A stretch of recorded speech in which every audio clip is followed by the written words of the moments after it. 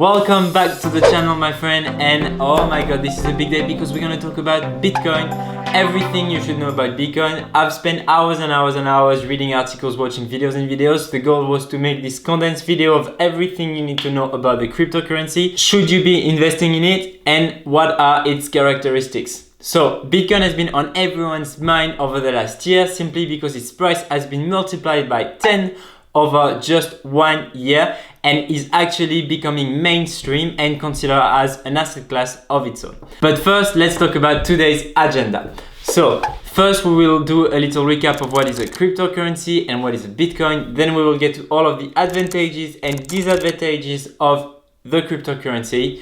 Then we move on towards all of the risk that could affect Bitcoin prices short, medium and long term before we talk about what exchange you should be using to buy your Bitcoins. Know that there are a lot of them out there and they are not the same quality. Anyway, let's get into it. Okay, so first we talk about the cryptocurrency space and specifically more about Bitcoin. So the idea behind cryptocurrency was to generate digital money in a decentralized way to do very secure transactions.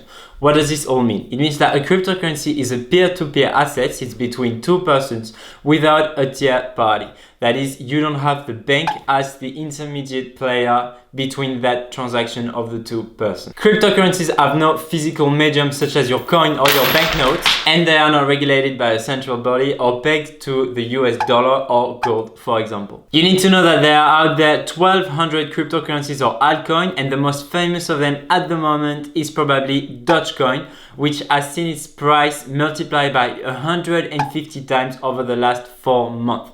Yes, you heard me right, 150 times. If you put €1,000 in the cryptocurrency at the beginning of December, well, by now you would be a millionaire.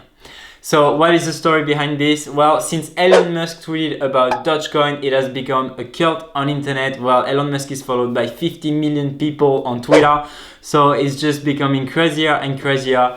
Modern world, right? Now Dogecoin has a market capitalization of 40 billion euros, which is basically bigger than Ford, the automaker. Anyway, back to our ship here, Bitcoin. A unit of Bitcoin is a digital token. This digital token is created from a code using an encrypted chain of data blocks, most famously known as blockchain, and created in 2008 by Satoshi Nakamoto. The legend says that no one knows who is Satoshi Nakamoto, no one knows who created blockchain and Bitcoin, because he was just a pseudonym on the internet. Some people say that he still holds 1 million coins of Bitcoin to his disposal, making him one of the richest person on the planet with a net worth over $55 billion today. And if the price of Bitcoin continues its ascending trend that it has been following since the beginning of 2020, he could become one of the richest person on this planet.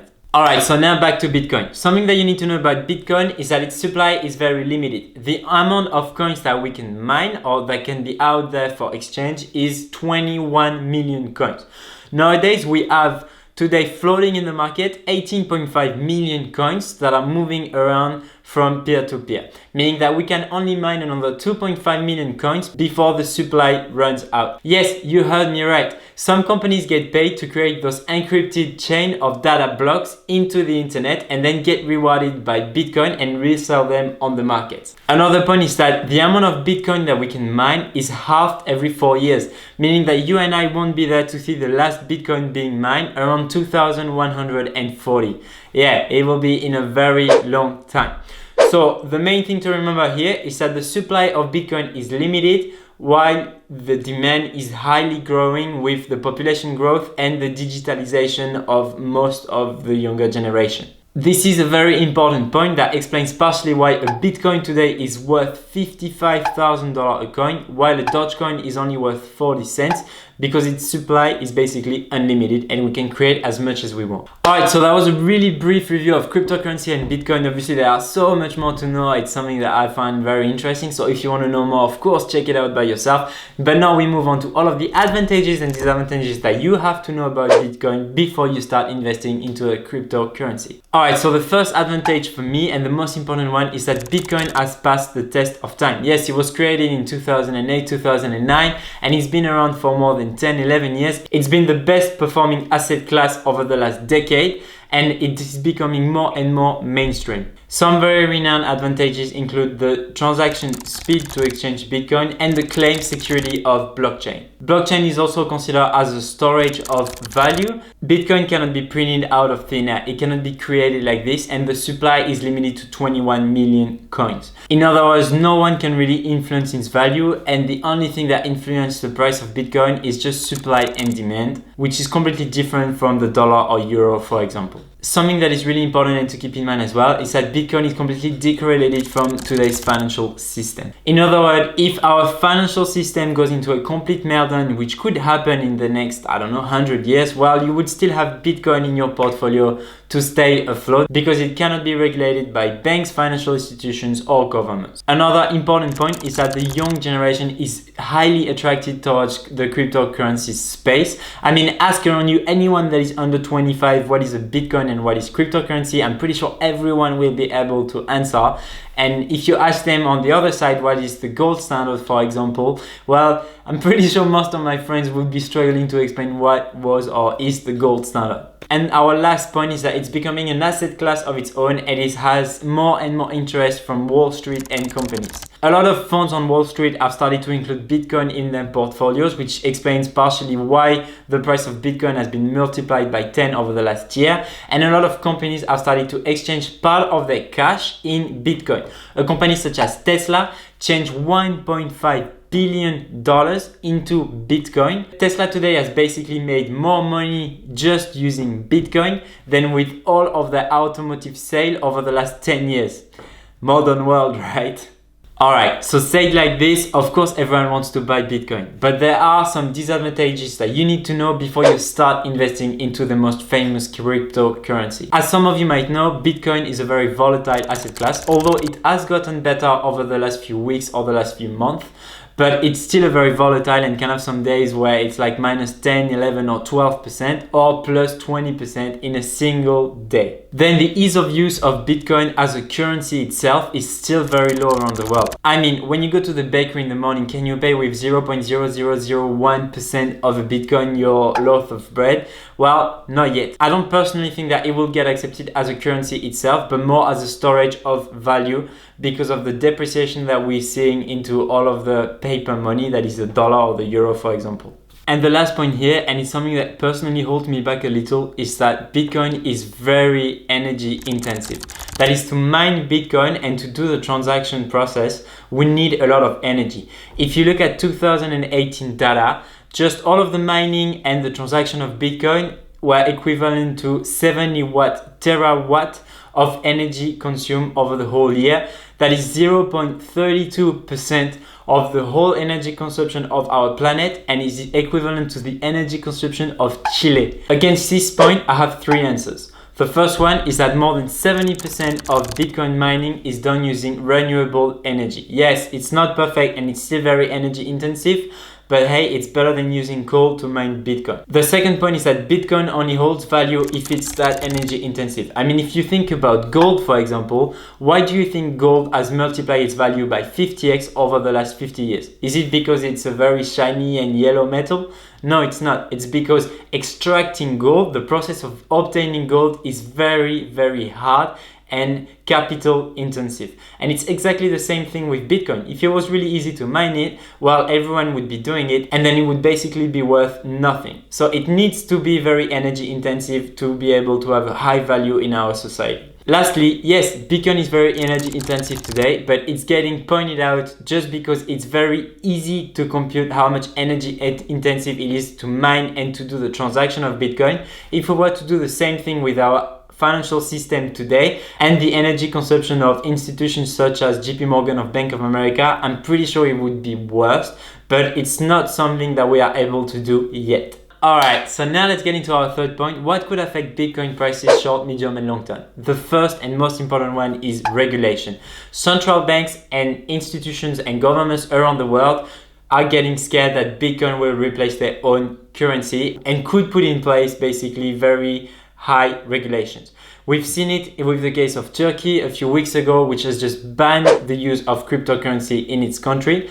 Not the buying of cryptocurrency, but the use of cryptocurrency, because it wants to protect the Libra that is used in Turkey. The most important risk is that institutions come and outright ban cryptocurrency use and Bitcoin. I don't really see it happening anymore because institutions on Wall Street are starting to get their foot wet with the cryptocurrency space, and it means a lot of people would lose a lot of money if something like the Fed, the Federal Reserve, the central bank of the US, would outright ban the use of cryptocurrency or holding of cryptocurrencies into a portfolio. And the second risk that I've identified here, and this is more of a personal opinion, is that a lot of people are investing into cryptocurrencies today because they believe they can make 2 or 3 times their money in 2 or 3 years, sell it, and then get out and get back to dollar or euros. The main problem with this is that a lot of people are not very aware of how blockchain works and what is the worth of Bitcoin in our 20-year tomorrow's world, and are basically going to sell the cryptocurrency if the price starts going down. And it will just create a mechanism where if one person sells, another one sells, another one sells, and it just keeps going down and down and down. But hey, it's been holding pretty strong for now, and over the long term, I still think the cryptocurrency space, and especially Bitcoin, should do very, very well.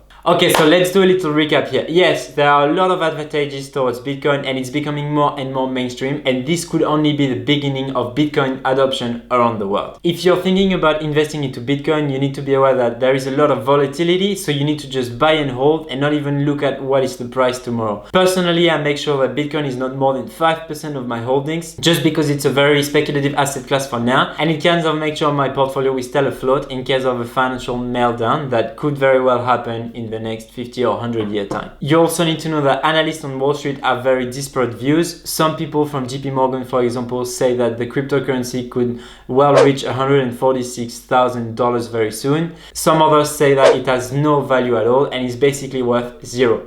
As a little note here, if all of the fund managers on Wall Street would make 5% of their holding Bitcoin, the price of the cryptocurrency would be $550,000, so another 10x from here. Personally, I just believe it's a law of supply and demand. There is not enough supply with 21 million coins, and there is highly growing demand, especially with the younger generation that is starting to get more and more money by getting older. So they're just buying more and more Bitcoin. And I believe Bitcoin price could keep going up over the next 20 years to reach a market capitalization around what gold is today, that is $10 trillion. So another 10x from here.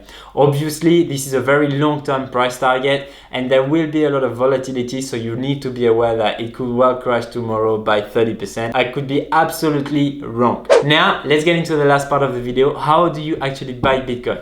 So what you need to know is that there are a lot of the exchanges now where you can buy Bitcoin, but everyone doesn't offer the same spot price. Spot price is the price at which Bitcoin is exchanged today. Some platform may say it's $50,000, what some others may say it's $50,050. Obviously, you want to be buying on the platform that quotes the price at $50,000.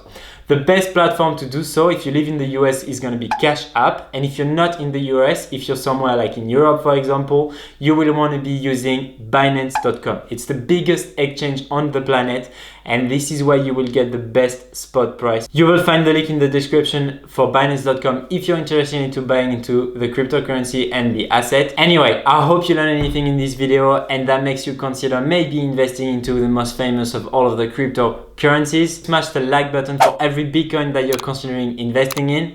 Oula, that's not gonna be a lot of likes. Oh yeah, and last thing, obviously you don't have to be buying whole Bitcoins. You can buy, I don't know, 0.00001% of a Bitcoin if you want to. You don't need $55,000 to get started, not at all. Anyway, I really hope you enjoyed. I'll see you in the next one. As always, please don't be Tschüss!